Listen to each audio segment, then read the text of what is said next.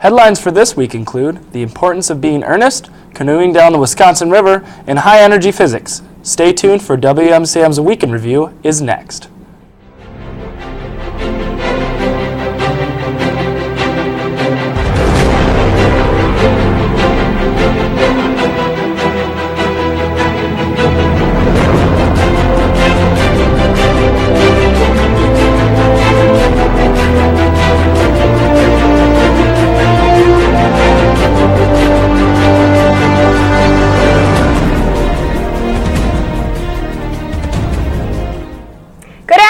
And thanks for watching WMCM's Week in Review. I'm Lindsay Zess.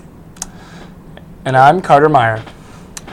Story 1, students from the Hmong organization promoting education on campus say they feel their voices aren't being heard. The Hmong students at UWL are expressing this concern over a recently dropped course offered for native Hmong speakers to learn about the culture and history. Hmong language professor B. Lo says regardless of whether or not students are enrolled in the advanced language class, the opportunity still should be there. The class is currently being dropped due to budget constraints. Classes with small enrollments offer a distance learning opportunity where professors from universities can teach language through videos that can be shown in class. Currently, UWL has about 100 Hmong students enrolled on campus. Tonight, national correspondent Mary Bruce will be coming to UW-La Crosse to share her insight on the 2016 presidential election and her current work at the U.S. Capitol. The ABC News reporter will reverse roles during a panel discussion on media and politics in the 21st century. Bruce spent 5 years covering the White House as producer and digital journalist during the Obama presidency and then hit the campaign trail during the 2016 race. Tonight at 6 p.m. in 1309 Centennial Hall, Bruce will be answering questions from News 19 anchor Scott Hackworth and UWL political science professor John Cavari. Audience participants will also have an opportunity to submit questions. Admission to the panel discussion is free and open to all. Sarah Demers, a professor at Yale University, will give 2 presentations on campus related to high-energy physics. High-energy physicists accelerate particle beams to near the speed of light, smash them each into each other and the debris from the collision to understand the building blocks of the universe. The first presentation, High-Energy Physics, Finding the Building Blocks of the Universe, will take place in room 1400 of Centennial Hall at 5 p.m. April 27th. The second seminar, High-Energy Physics, The Tools of the Trade, will be held in room 100 of Colley Hall at 3:20 p.m. at April 28th. Last week, Tuesday, a jazz ensemble concert was held on campus. We sent out a crew of WMCMs to check it out. We went to Bluffs Ballroom in the Student Union on Tuesday, April 18th to see the jazz ensemble concert. Before the show started, we met up with some of the student performers to ask why they joined the jazz orchestra. It was something different. I came in primarily as like a classical musician, and it was a different space, a different style of music to express myself, and just a chance to play with some different people. The love of music and the passion for music. Jazz is a lot of fun. It's pretty difficult, but it's a good time to play it. I joined jazz because I was part of it in high school, and I just loved playing my instruments, and it just keeps me sane. We met up with David Mark, a New York City pianist and alum of UW-La Crosse. We asked, what draws you back to play in your hometown? Very deep family roots here in the tri-state region, particularly in La Crosse. And I'm lucky enough to be a professional pianist in New York. I went to New York in 1980 and have been lucky enough to make a living there, doing all kinds of different things, particularly accompanying dancers and singers. I feel blessed to come back to La Crosse and give back to my roots and to enjoy the music that I love so much and share it with the community. I come back at least twice a year. In fact, every year in September, we do a free concert in Viterbo's main theater, and this year it's September 13th, and I come back and play with my friends from La Crosse, Karen Quinn, who's the director of the ensembles, who's leading the groups this evening. For WMCM, this has been Maggie Dahl, Devin Rogan, and Miles Garvey. Now here's Stephanie Ha to tell you about events happening around campus. Thanks, Lindsay. If you are looking for something to do for the next couple of hours, head on over to the UWL Dining Services Street Fair. The Street Fair offers free games, free food, and inflatables. The fair also has a table where you can learn about Earth Day and how to be green. The street fair is happening now and will last until 7. It is taking place on Badger Street in front of Whitney Center and the Rec Center.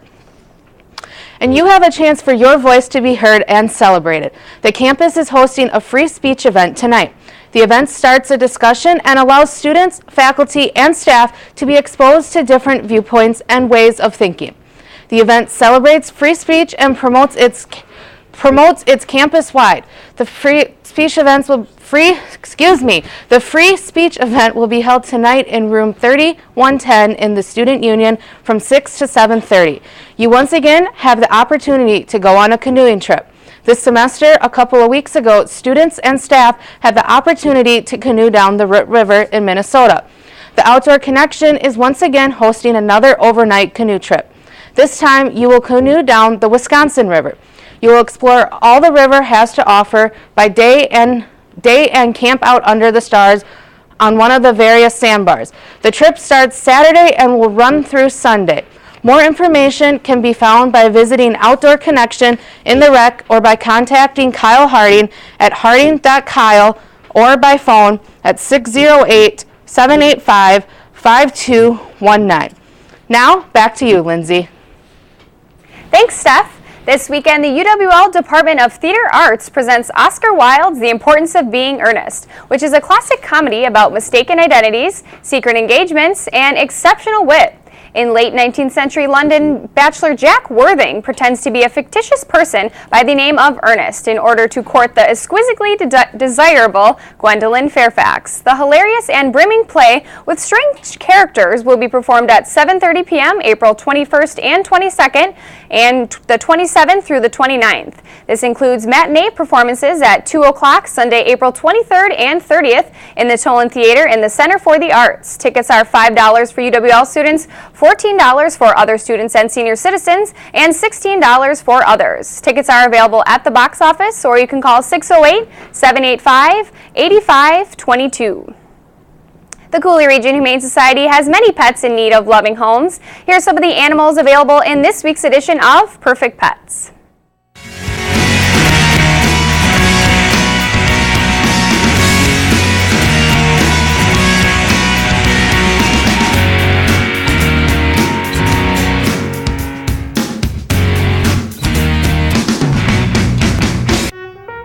Hi, I'm Ike. I love to play and have fun, as well as cuddle when I get tired. Hi, I'm Diva. I'm a 1.5-year-old Hound Shepherd mix. I'm happy, affectionate, and energetic. Anyone want to play? Hi, I'm Nyla. I'm pretty chill and I love snuggles and head rubs. I'd like to find a relaxing home and caring family. Hey guys, I'm Rhett. I'm a 2-year-old Shepherd Pitbull mix and I'm looking for an active owner that I can run with. To find out more about adoption for these pets or others, contact the Cooley Region Humane Society at 781-4014. Coming up this Saturday is Earth Day. Outside of cleaning up from litter from your yard, there are a variety of things you can do to better our planet. The Hunger Task Force of La Crosse is having Earth Day at the Garden this Saturday from 9 a.m. to 12 p.m. at the Kane Street Community Garden. The task force is open to all willing volunteers. No prior gardening experiences is required. All food being planted at the garden will be stored in the Hunger Task Force food pantry this fall. Imagine how cultured you will look posting an Instagram photo tilling the garden soil. #FeelingGreen. The community garden is located on 801 Kane Street. Grab your gardening gloves and a couple friends and we will see you down there. Last night, the WOL Korean Percussion Ensemble had their annual spring concert in the new Student Union. We sent out a WMCM crew to check out the show. On Wednesday, April 19th, the UWL Korean Percussion Ensembles performed in the Union Bluffs Ballroom. The theme of the concert was Samul Nori, which is a genre of percussion music based in Korea. Samul refers to the 4 instruments used that are native to Korea, and the second syllable Nori means the playing of those instruments. The 4 instruments used represent a universe comprised of the sun, moon, stars, and man. Samul Nori music debuted in Seoul, Korea in 1978. WMCM's very own Rachel McGreeham caught up with UWL student Alyssa Braun to tell us more about the UWL Korean Percussion Ensemble. Yes, the Korean Percussion Ensemble is great. Music 161 is a fantastic place for majors that are not music to enjoy playing music and to enjoy getting a little bit of the culture that goes along with Korean percussion. So I enjoy learning a lot of what the culture is because it's ingrained in a lot of what our professor, Dr. Rittling, grew up with in Korea, and so it's a lot of fun just to play with a lot of people that don't necessarily know music very well, but they enjoy it nonetheless. So it's just a big family who plays some drums. Last night, the Korean Percussion Ensemble played their traditional favorite Yangnam Nangak, which is a Korean piece which was written by Korean farmers that hopes for a fruitful harvest and hopes to give brightness in the dark. For WMCM, this has been Nelson Raisbeck, Rachel McGreeham, and Joey Olson. Back to you in the studio. More than 3/4 of U.S. adults say something causes them financial stress, and about half report living paycheck to paycheck. According to the National Endowment for Financial Education, a lack of understanding in the general public about how to manage personal finances is the primary reason people across the country are coming together next week to celebrate Money Smart Week. Locally this week is an opportunity to learn about personal finance topics through engaging national speakers and fun events. All events next week from April 22nd through the 29th are free and open to the public, and Money Smart Week is celebrated by hundreds of organizations across the country to help consumers better manage their personal finances. Last year's event attracted nearly 2,000 people throughout the La Crosse community. Each week, the WMCM crew goes out and talks to your fellow peers in a segment we call Campus Insight. This week, they asked students what their favorite munchies were. Campus Insight, we asked students, when they get the munchies, what is their go-to snack? Let's check it out. My favorite snack food would have to be these little Nature Valley granola bites. They come in s'mores and chocolate chip flavors, and they're really good and really easy to just grab and go. Fruit and vegetables and like peanuts, peanut butter, and nuts. All right, I'm ready. My favorite snack food depends on the mood that I'm in. If it's in the morning, I like to have like a bagel. Ready. Hot Cheetos. Corn. Cookie dough, definitely. Cereal. Cereal. Cereal is really good because it's refreshing at the same time that it's filling. Goldfish. Waffles! Peanut butter toast with honey on it because it's sweet. I really like mangoes. Probably Cheez-Its or Doritos. Like trail mix or something, and then I'll bring some like apples or bananas, oranges. Definitely Pringles. Cheddar Bugles. Chocolate checks or strawberries. And that's pretty much all I like to snack on. For Campus Insight, this has been Hannah Betcher and Pauline Brown. Look for WMCM's crew around campus. The 90s were great, weren't they? Giant gold chains, Biggie Smalls, Tupac, A Tribe Called Quest, and of course, Richard Simmons workout tapes. Dope's main character, Malcolm, played by Shameik Moore, is a 90s loving geek living in one of the toughest neighborhoods in Los Angeles, nicknamed The Bottoms. Malcolm and his friends Jib and Diggy are different from their classmates, not just in their style, but they are all good students in a school where jocks, gangbangers, and burnouts are the norm. The crew constantly is the subject of bullying and various pranks. Malcolm and his friends begin an uneasy relationship with one of his neighborhood's drug dealers. After a drug deal gone wrong at a party, Malcolm and his friends find themselves in possession of thousands of dollars worth of drugs. The crew has to get rid of the drugs without also becoming casualties. Dope features a wide cast of on-screen talent from rappers A$AP Rocky and Tyga to Blake Anderson from Workaholics. Let's take a look at the trailer. Hey! You go to high school in Inglewood. You think you're gonna get into Harvard? I'm from a poor, crime-filled neighborhood, raised by a single mother, don't know my dad, blah, blah. It's cliche.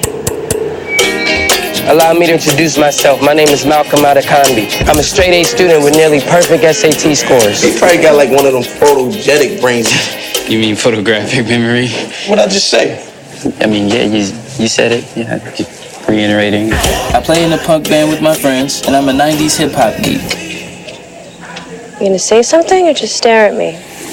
A bad day for most geeks would be being the butt of jokes. Some brother really needs to invent an app like Waze to avoid all these hood traps. It is time we started expanding our horizons. We're not going to a drug dealer's birthday party. But when you live in the bottoms, Well, I'll go if you go. a bad day could look like this. We were dancing, man. If I let this slide, we got what they call a slippery slope. You know what a slippery slope is? Do it got anything to do with skiing? Shut your ass down. Don't make fly. Do you have what I left in the backpack? Did he actually say I'll kill you and your friends if you don't get rid of these drugs, or just you? Don't act like you weren't curious too. Hey, all we gotta do is find the white people. Go to Coachella, Lollapalooza. We don't know nothing about drugs. You do. We need to know if you're gonna help us. Okay. Nobody's gonna suspect a thing. We're just geeks doing what geeks do. I don't want to go to jail. I want to go to college. Ah, slippery slope. Exactly. You play with me, my little boy from the hood? Hey, wait. I am the authority in keeping a proper brother to Horatio. So unless you got some boobies. What? Like boys don't cry. Remember we were saying that? Remember that. Allow me to reintroduce myself. My name is Malcolm Adekambi. Can you dig it? You can call me N-word, and I can't say it. Technically, he shouldn't be able to say the word. Why can he use it? Because I'm 14% African.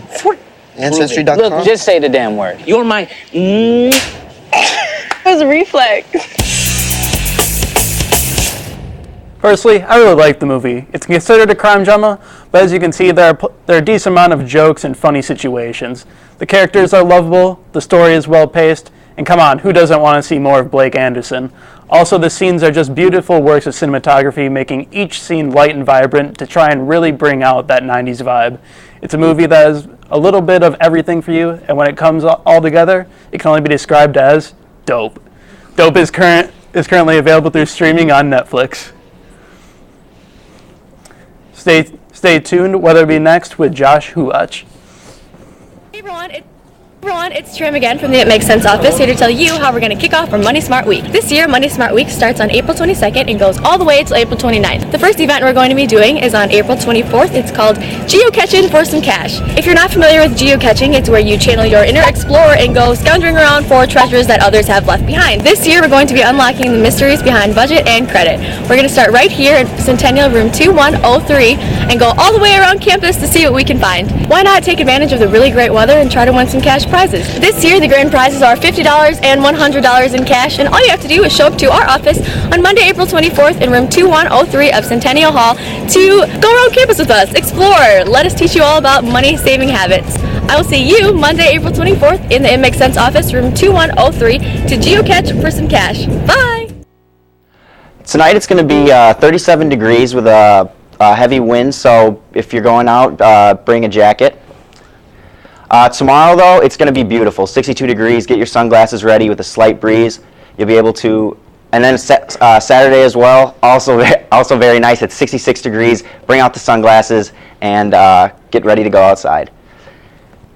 And Sunday is also the same. It'll be a great day to study outside at 68 degrees with a slight wind. And that's it for this week's weather. And now here's Amber Meyer with this week's interview. Thanks, Josh. So for this week, we have a member here with us from the UWL Feminist Club. Can you introduce yourself to the audience? Hi, I'm Bailey. I'm the chair of College Feminist at UWL here. Very cool. So can you talk a little bit about what College Feminist is all about? Yeah. We actually recently just changed our name. We used to be called Women's Studies Student Association, but we switched our name because you don't have to be a WGS major or minor to be in the club. And I think it's really important that we define ourselves as feminists. That's very cool. So is there still a club specifically for the women's studies majors or minors? Is there two separate clubs now, or is it just No, you guys? it's just College Feminists. So it doesn't matter what you're studying. If you want to be a part of the club, you absolutely can. Very cool. So I know a lot of people sometimes wonder, what exactly is feminism? So how would you define feminism? I think feminism can be absolutely aligned with social justice as a term because true intersectional feminism involves the justice of everyone, no matter your identities. Very cool, very cool. So by that definition, basically then anybody can be a feminist, correct? everyone is a feminist and should be a feminist. Yeah. Okay. Very cool. I agree. So how long have you been in the club? My freshman year, actually. My friends introduced me to the club right away, and I just fell in love with it, and I've been very active in it ever since. Very cool. Now, I hear you are the president, right? Yes. How did you become the president? Do you have to like run through elections, that kind of stuff? Yeah, we actually held elections the previous semester, so this is my first semester as chair of College Feminists. And my predecessor, Katie Yeager, actually really established the club, and it like hadn't really been a thing in the past, but she like built it up and worked really hard, and over 3 years we gained like a really cool core membership, and like I've seen that grow and carry through, and it's been cool to like see new people come into our circle as well. So that's awesome. So about how large would you say the group is now?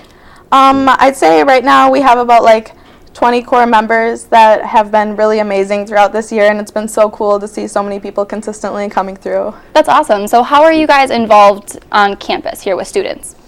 Well, this year we hosted event Cliteracy, which was about the reclamation of women's sexuality, and kind of making a point about that taboo that has been created within like society and media in regard to women's sexuality. Very cool. So I know I actually attended this event this year, and I've had friends attend in the past.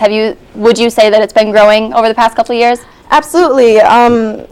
2 years ago, we held it in just like a regular classroom in Centennial, and this year we held it in the Hall of Nations, and we had like multiple stations and like different kinds of presentations, and it was like a lot more interactive, and we got to include a lot more elements of that aspect than we had in the past, and it was really cool to see how many people actually showed up. It was That's awesome. It seemed like a really good turnout. So now off campus, how are you guys involved in the lacrosse community itself?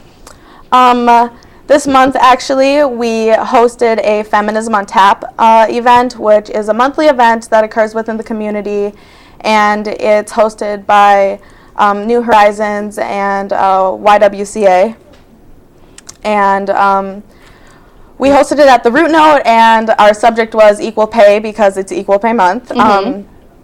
And that was super cool, and it was really successful, and it was cool to see such like a wide range of people that were there to like support that cause. Most definitely. So what do you do exactly when you help out with Feminism on Tap? I know I've seen it before, you perform things like skits and stuff like that, correct? Last year we did like some Amy Schumer kind of vibe skits. It was pretty funny, and that was cool to do, and people seemed to like it. And this year we did like a kind of interactive activity with the audience to talk about how different identities and socioeconomic standings affect like how a person's, or how a woman in particular, will be treated in the workforce in regard to pay. Very cool. So how exactly do people get involved with your club? How can you become a member? You can email us at collegefeminists@uwlax.edu, and just let us know that you're interested. Awesome. All right, well, that's all the time we have today for this interview, but thank you a lot for coming out today. We appreciate it, and I feel like we've all learned a lot. All right, so stay tuned. We have Sports with Justin coming up next, and then after that, or before that, excuse me, we have another look at some more perfect pets. Stay tuned.